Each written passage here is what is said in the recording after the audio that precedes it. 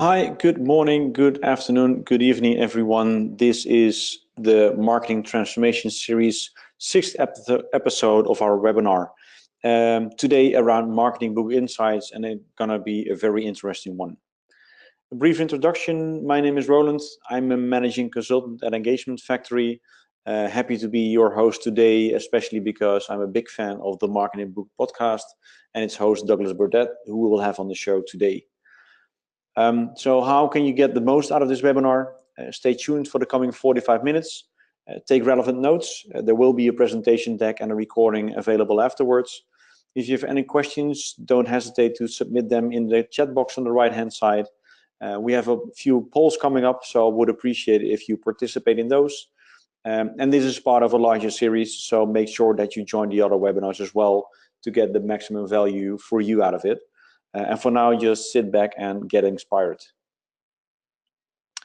So as I said, this is part of a marketing transformation webinar series. In the past weeks, we've covered a number of topics, starting with modern marketing maturity, a model that we have developed at Engagement Factory and that we use to help our clients grow in their modern marketing maturity journey. We've then looked a bit further into personas and buying journeys, a vital part of your marketing approach. Another very interesting topic around marketing and sales alignment that we covered, and then went into campaign optimization and also event marketing and the value of that as part of your full marketing approach. For all of these webinars, the recordings are available via our website. So if you miss them, you can still get a better understanding and use them to your benefit. But based on those ones, we now want to dig a bit deeper. What we're going to do today, after a brief introduction, is have another look at that modern marketing approach that we have, and then zoom in, dig deep, and learn more about it, and then have a look at some key takeaways. And to do that, we will have Douglas on our show, who has read over 160 books, and then interviewed the authors in his podcast, the Marketing Book Podcast, which is not just about marketing books, it also covers sales books. And I listen to it frequently, and I would also advise you to do so as well. So maybe starting off with a brief poll. Who of you knows the Marketing Book podcast? And let's have a brief look. I will say, okay, so the results show me that half of you know it and also listen to it, and half of you know it but are not yet listening to it. And none of you do not know the Marketing Book podcast, maybe because we did some promotion in advance. And I think that the ones that are not yet listening will be convinced that afterwards they will definitely want to do that as well. So with that, I'm probably going to introduce Douglas Burdett, who is the founder and initiator of the Marketing Book podcast. He did that for quite a while already, over 3 years, covering 160 books, and spent quite a while on Madison Avenue, New York, working at great advertising agencies like JWT and Gray, and very pleased to have him on the show today. So Douglas. Hi, Roland. It's great to be here. Thanks for the opportunity, and I'm glad that I had a few of my own employees log in to make sure that they put in that, yes, they are listening to the podcast. Yeah, because it's 9 a.m. at your side, probably. Yeah, and I was afraid that there would be a 0% yesing, but listening to the podcast. But actually, it's great because there's maybe some additional listeners that might check out the show in the future. Yeah. So you have your podcast going on for a couple of years now. I think you have listeners from over 140 plus countries. Yes. And last time I checked, you covered around 160 or more books already, interviewed their authors, and have them share their insights and on your show. That's right. About 162, I think. And I've been doing it for just over 3 years. And it's been really very exciting, and I've learned a lot, and I get very excited when I get to speak to these authors. And as I mentioned to you, when I started the podcast, it never occurred to me that I would actually need to read the books before the interviews. But as a result, I have read every book, and it's been good for me. But it's really cut into my Scotch drinking. So you read one book a week or more? That's right. That's right. And I try to do just one interview a week so that I am able to read that author's book just before the interview. Okay, so but you've also had great names like Philip Kotler, Adele Ravel featuring on your show. Mm-hmm. Is there any personal favorite that you can mention without maybe hurting relationships or feelings with the other authors? Well, it's interesting. There have been some authors who are just world famous, like Philip Kotler. I've had him on the podcast twice. David Meerman Scott, author of New Rules of Marketing and PR, which is one of my all-time favorite marketing books. In fact, he was the very first guest. Then there have just been others like Ryan Holiday. I think we talked about that, where he's just a fantastic author who has a background as a marketer. And then there's a lot of diamonds in the roughs, books that I might not have heard of, or authors that I just particularly enjoyed reading their books or speaking to them. You never know. But I learned something from I think I learned more from every book.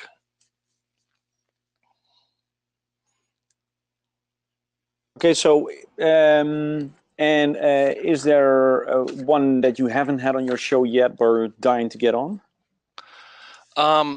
Yes, there's one author that I'd really like to interview, which is Miles Young. He's the former chairman of Ogilvy in New York, and he's now a warden at New College in Oxford. And he wrote Ogilvy on Advertising in the Digital Age, which just came out quite recently. And I've been, I think that would be exciting for a personal reason, because after I got out of the Army, I decided what I wanted to do, and I read a lot of different books about different careers, and I read Ogilvy on Advertising, and I immediately, this is in the 1980s, and I got very excited, and I said, that's what I want to do.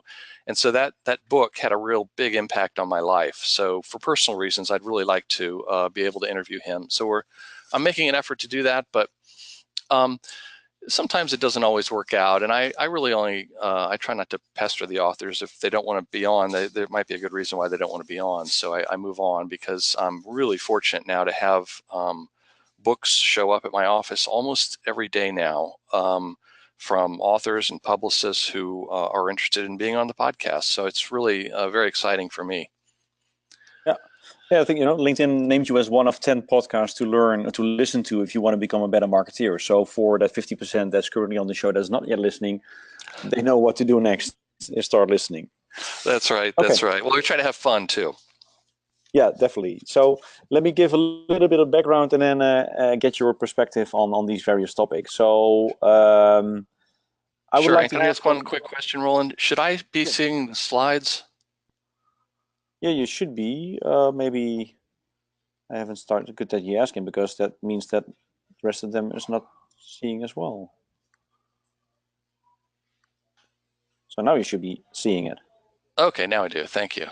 Oh, sorry. Then everyone missed your introduction slide. So everyone, there's the picture with the voice that comes with it. Thank you. So an additional question to the folks on the line. I'd like to hear what your favorite marketing and sales books are. Just type your answers in the chat box. And interested to see them coming in. We'll not address them all right now, but interested to see what your personal favorite is in marketing and sales books. Because though the podcast is mentioned the Marketing Book Podcast, you also cover quite some sales books. Is there any specific reason why you do that? Why I have sales books on the podcast? Mm-hmm. Mm-hmm. Yeah, that's a really, really good question. Well, I'm very interested in sales, but also I feel strongly that marketers who don't have a deep understanding of the sales process and how customers buy are not going to be very effective marketers. And that's more important now than it was 5 years ago. And 5 years from now, it's going to be even more important. Particularly marketers, if they don't understand the sales process, they're of less assistance, because marketing is being pulled into much more of the sales process because of the changing way that people buy, which we're going to talk about. but also it helps marketers to better understand how their activities are aligned with revenue, which we're also going to talk about. Yeah, definitely. Okay.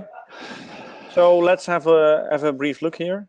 So the webinar is brought to you by Engagement Factory. For those of you who don't know us, we are an agency currently with 60 employees across 4 offices spread across all of EMEA. So starting in the top in the Nordics, in Stockholm, all the way down to South Africa. We are one of the biggest Oracle partners when it comes to customer experience, and are very active in the marketing and sales domain.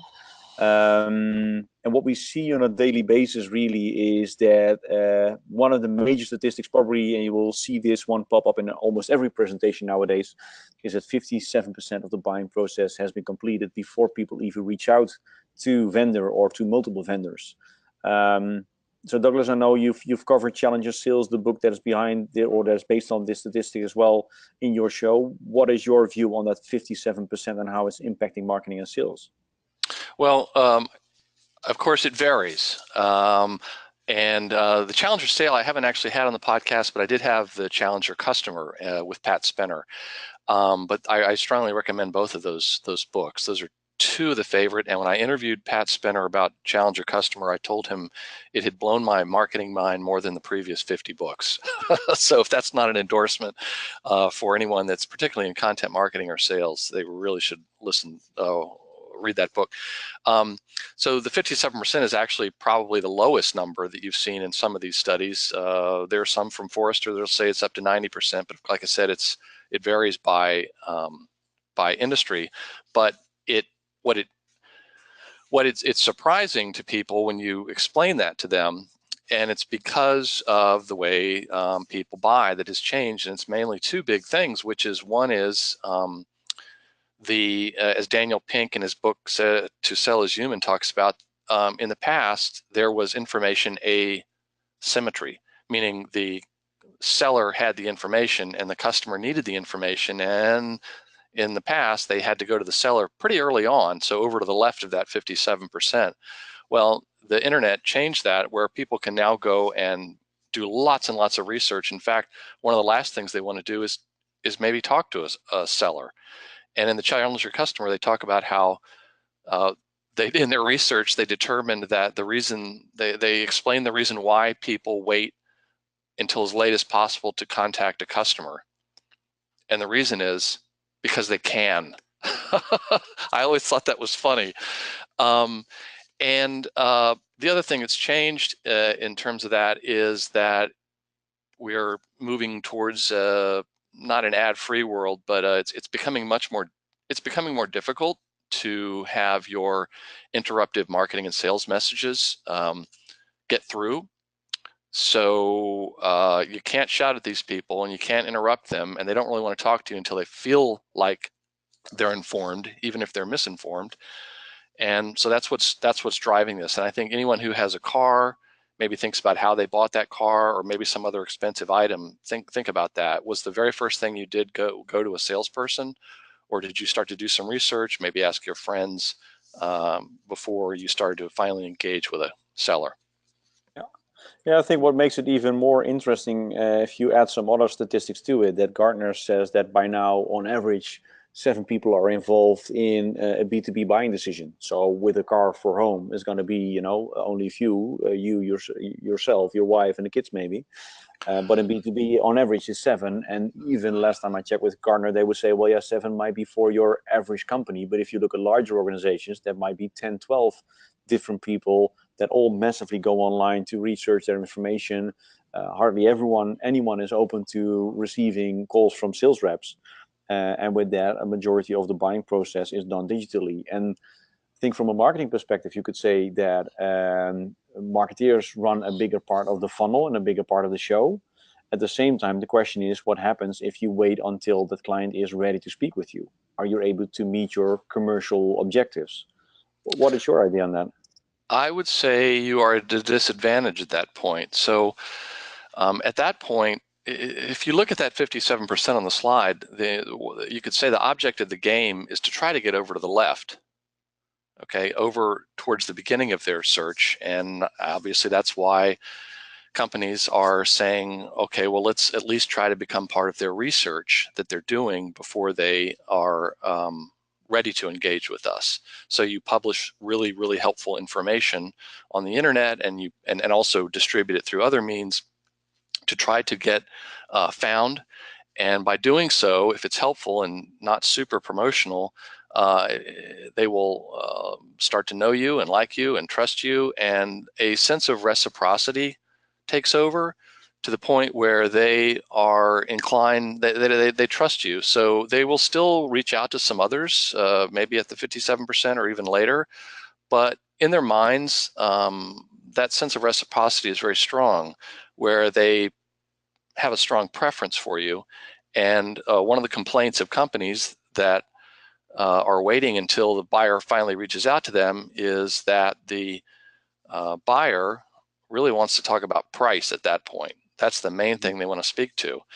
Mm-hmm. And I spoke to a company a while back, their salespeople, and a prospect of our agency, and I was asking, well, what are the questions you get from your customers? And the salesperson who'd been there 18 years, she said, well, they mainly want to ask about price. And I said, okay, well, have they always just wanted to ask about price? And she said, no, they used to ask us a lot of other information, but now they only ask us about price. And I said, why do you suppose that is? And they said, well, I guess everybody's kind of doing their own research before they contact us, and then they're just comparing us to someone else. So there you have it. So are there any major insights from the books that you have covered in your show that either align with this thinking or tell something differently? Well, let me add one. I can't remember. All the books are a blur now, but Serious Decisions also had, which is in the lower right-hand corner of the screen. They also had a study from a couple of years ago that said 60 to 70% of content produced by B2B marketing organizations goes unused, which just adds to the problem.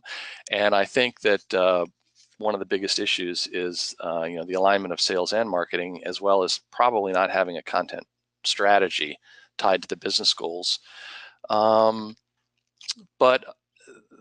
that's that's pretty much the one that I wanted to add at this point. So I think, if I recall correctly, one of the quotes that I heard on your show was by James Muir on maybe never be closing. Mm-hmm. Oh no, his book was called The Perfect Close. Yeah, but at some point he talks about, maybe it could be that people are maybe never be closing, where we come from Yeah, A to that's Z, right. always be closing. But if you do not watch out, people are stuck in status quo and they are never be closing. So you could wait for a sales process to come to a close, but if it doesn't happen, then you have an even bigger problem. And with all these things in play, too much content for too many people that are involved in a too long buying process, it might not lead to better decision. It leads to less decisions, which is not good for sales in general. Yes, and that's where the book, The Challenger Customer, is really helpful, because it helps. They argue in that book, based on all their research that CEB does, that thought leadership content isn't, I mean, it's very interesting, but it's not very compelling at getting people to change, which was a wake-up call for me. He says you need to lead with insights, and obviously you need to show them that the pain of same is worse than the pain of change. Yeah, I know that one. I've lived and breathed Challenger when we implemented it at ADP. It's even featured in a book at page 98, if I'm correct. So yeah, totally recognize that one. Yeah, and actually, on James Muir's book, he talks about how we've gone in the world of sales. We've gone from the world of Alec Baldwin and Glenn Ross saying "always be closing," and that's sort of the bad boogeyman now. That you never. That's wrong, but that's an oversimplification, because he says that leads don't close themselves. You're still going to need good salespeople out there. And his point is in the book, which was really, really good, The Perfect Close. He talks about how there's a difference between a continuance and an advancement. A continuance means you're not really getting anywhere with a prospect. You come, you visit, you present, they like you, but you haven't asked them to do something. That's when an advancement is. And so if you're always advancing, that's progress, particularly in a larger enterprise sale. Mm-hmm. Mm-hmm. Interesting. Yeah. So moving on. So what we see on a daily basis is that it's very difficult nowadays to offer an integrated experience because you have systems, processes, people, and data, and they are not really integrated, and that leads to the one that suffers the most in the end is the client. Because what we in the end want to do is we want to offer the right message to the right person at the right time via the right channel, because that will really drive engagement. What we've talked about in our very first webinar in this series is our model marketing maturity model, where we build up from the ground. We say first you need to have foundations in place around your database, around campaign management, around demand generation. Then make sure you have lead management processes in place. Then you can build upon that with phase 2 campaign management. By then it would be good also to start working with personas and decision journeys, add some lead nurturing, enhance your lead scoring, make sure sales is really enabled, and end up really with sort of revenue performance management.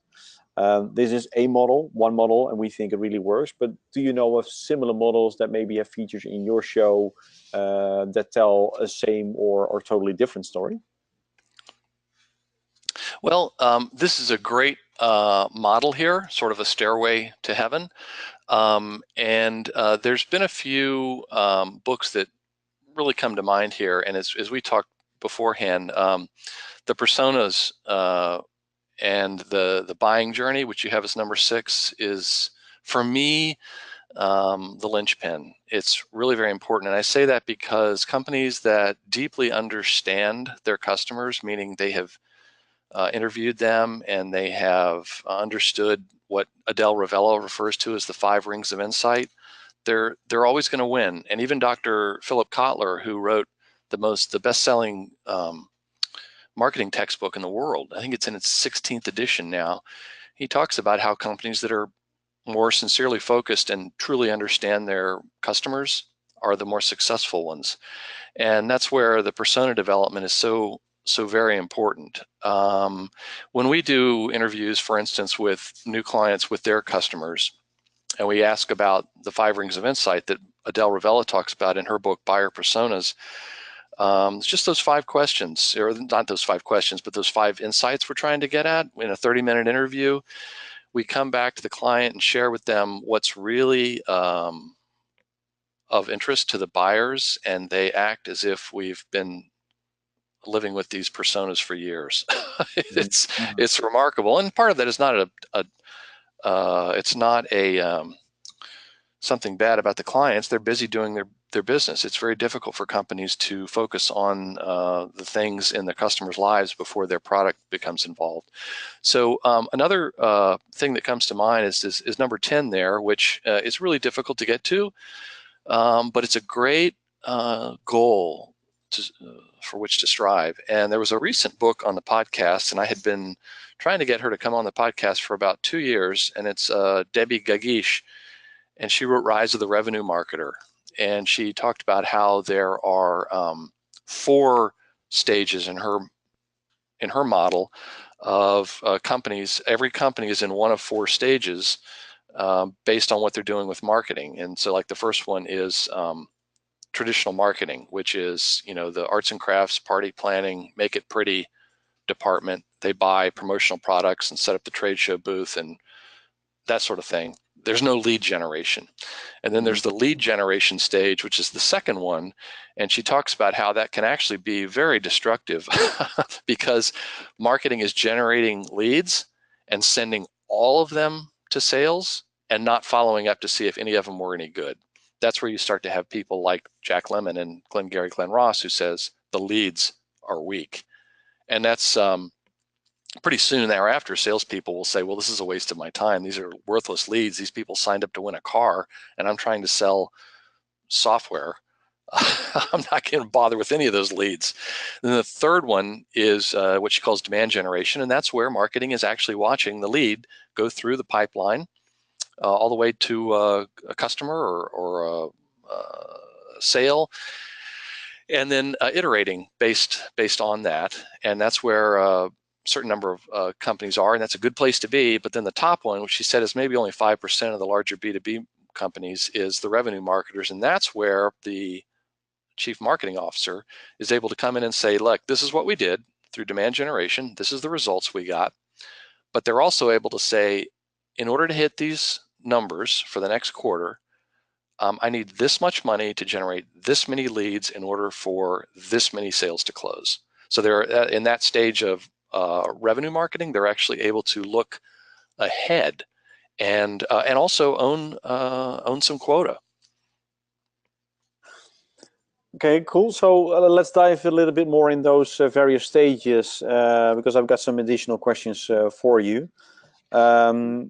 So if we first look at the foundations and talk about foundations on database, on campaigns and demand generation, what insights can you share about the importance of data when it comes to segmentation or quality of data or things like governance? Any things that were featured on your show that are relevant for our audience as well? Well, there's many things to talk about. One that comes to mind is a pretty basic principle of, email marketing, which was brought up in Email Marketing Rules, which is a fantastic book about email. I think it's the only book I've had on about email marketing by Chad S. White. And he talks about how the more that you can segment your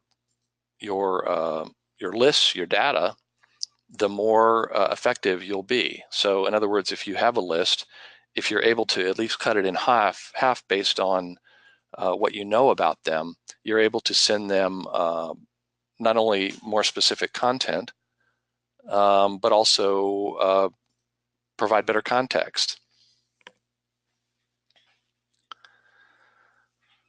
Okay, and one thing around campaign management, demand generation, we're moving really into omni-channel situations, and I think a lot of marketeers are also trying to attribute the effort that they put into specific channels to what it really added to the buying process. Mm-hmm. Anything Yeah. you can share on them? Well, you're not going to achieve perfection. I'm sorry to break it to the to the listeners, but you're not going to achieve perfection. But you can start to, the more that you can measure, the better. But just because you can measure something doesn't mean it's valuable. Mm-hmm. But I think that the more that you're able to tie it back to, in other words, if there's a watchword in your head for marketers, rather than thinking so much about the activity you're doing, think about the activity as it relates to sales and revenue.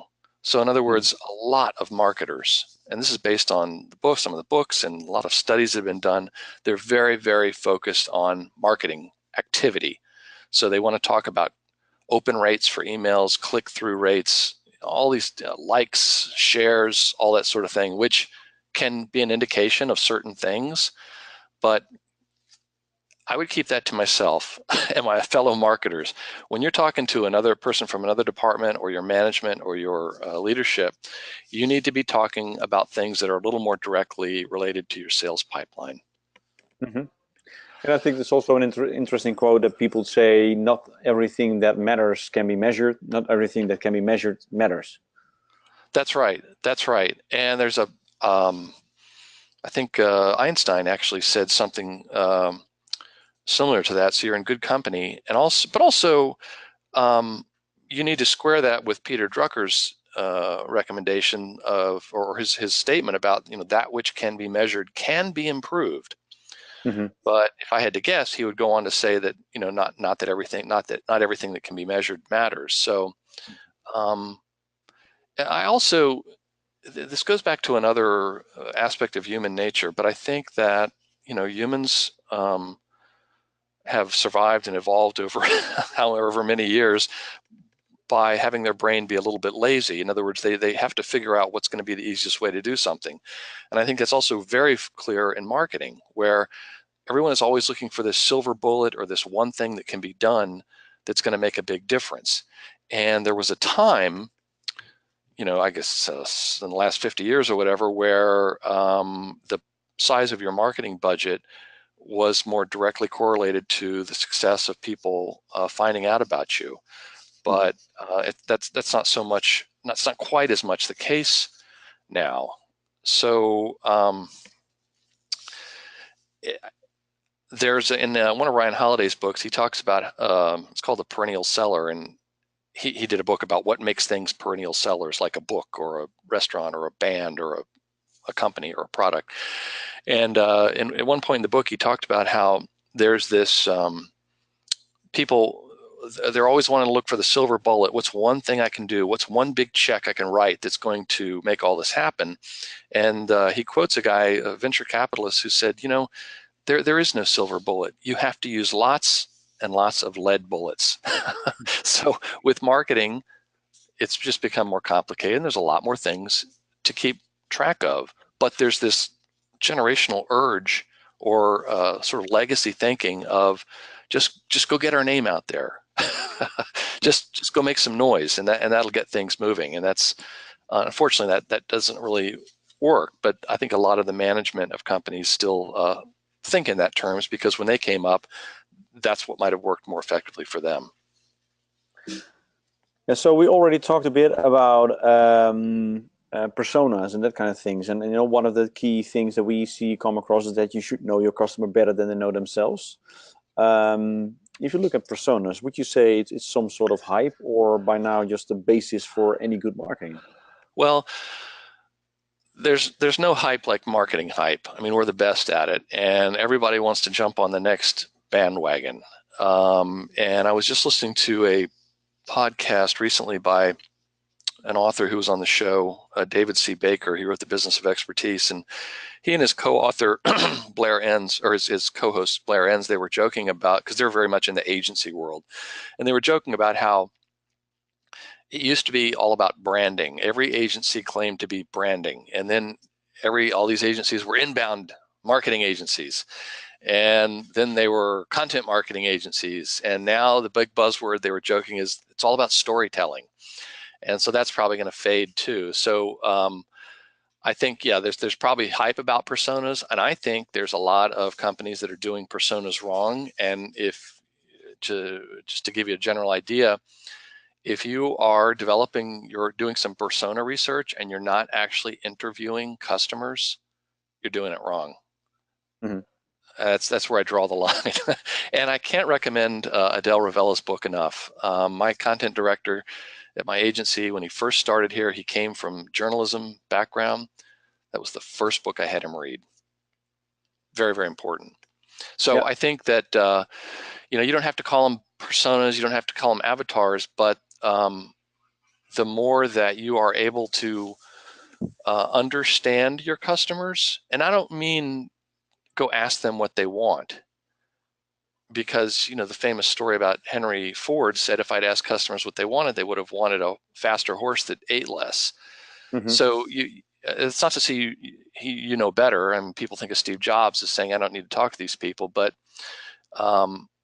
you have to understand what their problems are in order to be able to help them and develop products and be able to sell to them effectively.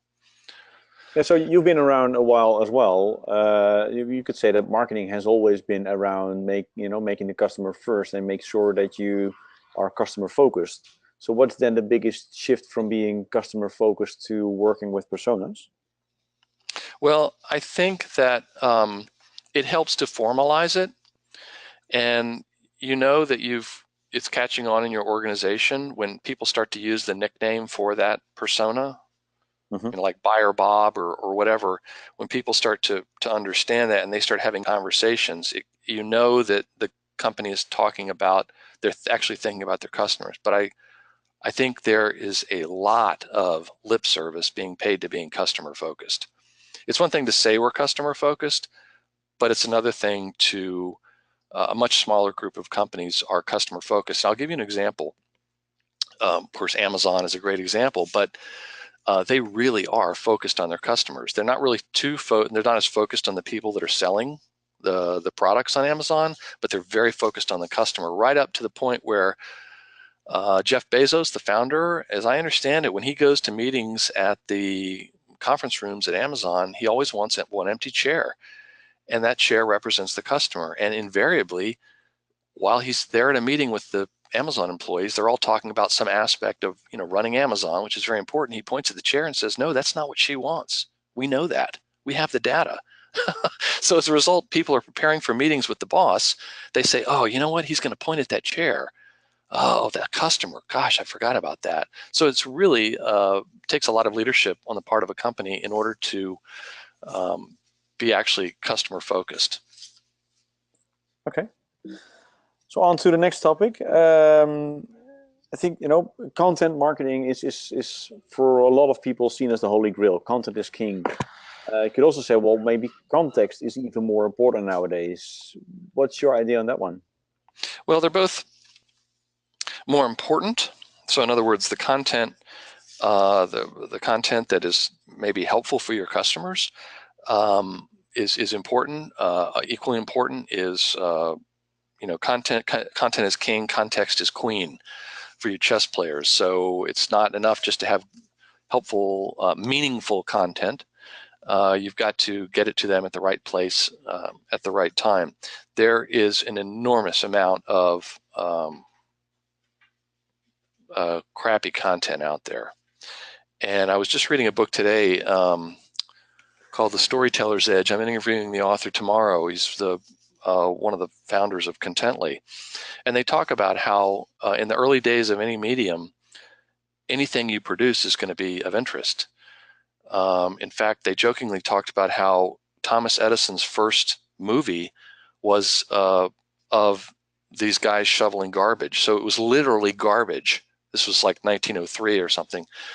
And the number of movies skyrocketed, and then everyone realized that most of them were garbage. They weren't very good, so it started to drop off. So there's a Gartner, back to those folks, they talk about the trough of discontentment or despair where the buzz wears off, and because people realize that there's too much content out there in the case of content marketing, and the ones that are going to survive are the ones that actually are creating meaningful content.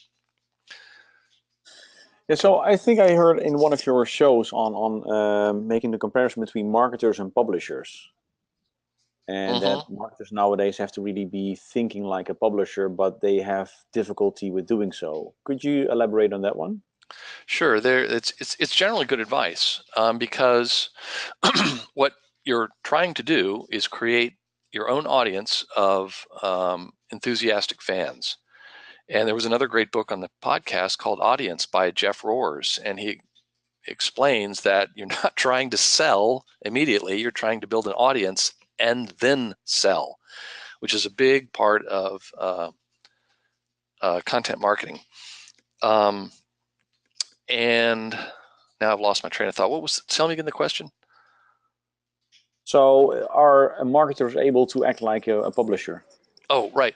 So to a certain extent, but the problem with a lot of companies, particularly larger ones, is they're sort of burying this on a blog somewhere on a larger website and hoping that it gets found.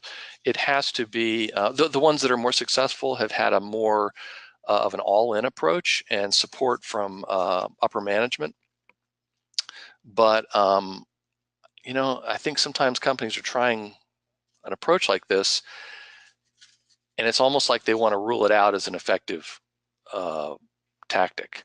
Like the person who says, we don't, advertising doesn't work, we ran an ad once.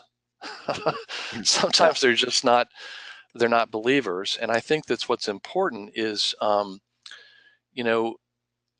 teaching is the new pitching.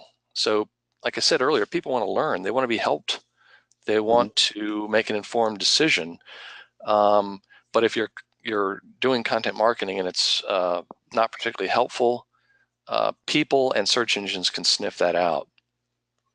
Yeah, definitely. Okay, so let's bring in another poll before I ask you the next question. So to the people on a call, interested to hear what your current role is. Are you in marketing? Are you in sales, in a combination, or maybe something different? So let's have a look here. Okay, so we see some people in marketing, no one that is dedicated to sales, or if they are in a combination role. And I think that's an interesting next one to you as well. So marketing and sales alignment, or maybe even working towards marketing and sales synergy. You are active in both roles. You are a marketer, but also doing sales. What do you consider yourself to be? Oh, a helper, I guess. As Phil Jones said in his book, Exactly What to Say. I'm a decision maker upper. So I'm trying to help companies decide what's going to be the best route for them, and if we can help them, we will. I am more my background is more marketing, but I'm very, very interested in sales. And the issue here is that one of the big issues is that there was one study, I think it might have been by CEB, and they got marketing people to describe salespeople and salespeople to describe marketing people, and like 75 or 80% of the words each used to describe the other were negative. That's not good. So the salespeople look at the marketers, as I said earlier, as arts and crafts party planners, and then the who don't really understand, much. And then the marketers may look upon the salespeople as a bunch of cowboys that are lazy, who only want to talk to people who are ready to buy, and they're very short-sighted. So the problem is, or the challenge, or the opportunity is that marketing and sales are having to work together more closely because of the changing way that people buy. And communication is the first step toward that. But I think that with marketing serving as a leader, the more that they are able to understand, as I said before, about the way the buyer buys and how the sale happens, how the buying happens, the more they are able to provide more effective marketing support to them. Mm-hmm. But it cuts both ways. That's where you may have heard of the term SLA, service level agreement, where it's a sort of a marriage contract between marketing and sales, where marketing says, I'm going to deliver this number of leads, or they'll strive for that. And then sales and marketing agree on what a good lead is, a sales qualified lead. And then sales agrees that they're going to follow up on those leads that they have identified as good leads. Now with marketing being able to see all the way through the pipeline, they can start to hold sales accountable. So with this being one of the major topics nowadays, it seems, at least to the conversation that we have, is there one specific book you would recommend if people want to get a better understanding of what is required to do marketing and sales alignment? Yeah, I think the best one is a book called Aligned to Achieve. Aligned to Achieve by Tracy Eiler and Andrea Austin. They were at the company Inside View, and one was head of marketing and one was head of sales. And they had both worked at companies where marketing and sales were not aligned, and they saw how unprofitable that was and how counterproductive it was and how miserable they were. But then at Inside View, they did everything they could to get marketing and sales aligned. And there's a back to serious decisions. There was a study they did that showed that with better sales and alignment, sales and marketing alignment, you get something like 15% more profitability and 19% faster growth. So what they did is they wrote this book, and it showed exactly how they did it. And then they were able to draw on other companies that have been able to do it. And it's very tactical, very practical, and like so many of these books that have been on the show, whatever you do, it doesn't have to be perfect, but if you just get started with it, you'll start to see very positive results. There was one other book that I particularly enjoyed. I know this sounds old because I enjoy the book so much. I keep saying that about almost every book, but it's there's another book called Social Selling Mastery by Jamie Shanks, and I thought that was a terrific book. And he's a sales guy by background, and they do social selling training. But he said that the number one issue now, and at least for the next 5 years, is going to be getting sales and marketing better aligned. That's where the money is. Yeah, totally understand. Yeah. Okay, so we had the ambition to cover 160 plus books within 45 minutes, at least the main highlights from it. So we're almost there. We already touched a little bit on this one, but if you would talk about revenue performance management, is there any insight or book you will refer if people want to further dive into this topic? Well, there are a couple. One, I would say the first one might be the one I mentioned earlier, which was Rise of the Revenue Marketer, and she's actually updating that book this year. But it's a good book, and she shows what the different stages are, what the benefits are, but most of the book is about how to do it. And it was sort of like Align to Achieve, where you are having to work with a lot of departments and sort of change mindsets within your organization. But when it starts to happen, it can be very dramatic. So Rise of the Revenue Marketer. There was another book about measurement that I recommend called The Content Formula by Michael Brenner, whose website is Marketing Insider Group. But the Content Formula is takes you through pretty specifically all the math that you should be doing, basic math that you should be doing in order to calculate the effectiveness or the return of your content marketing, digital marketing. Mm-hmm. And when I say it's a lot of math, it's like addition, subtraction, division, and multiplication. There's no calculus or differential equations here. The trick is knowing where to go get those numbers to begin with. Yeah, yeah. Well, maybe the very first level of the model is about data. Right. And can I add one other? Yeah. Yeah, sure. Go ahead. There was one other book by Patrick Barwise and Thomas Barta called The 12 Powers of a Marketing Leader. And Barta, who lives in Cologne, he was a McKinsey partner, and they had access to a lot of data about marketers and marketing and people who hire marketers and effectiveness and all that sort of thing. So it was sort of like a challenger book where it was based on lots and lots of research. And they explained, which I'm sure you've heard of, that a lot of CEOs and management think of marketers as too disconnected from the financial realities of the company, like I talked about before. And they said that if you are to be successful as a marketer in the future, and certainly now, is that, I know I sound like a broken record here, but you've got to get in the revenue camp. You've got to understand how the revenue is made. You've got to understand the sales. You've got to understand the pipeline. Otherwise, as Debbie Gagesh says in Rise of the Revenue Marketer, revenue marketers stay, traditional marketers get asked to leave.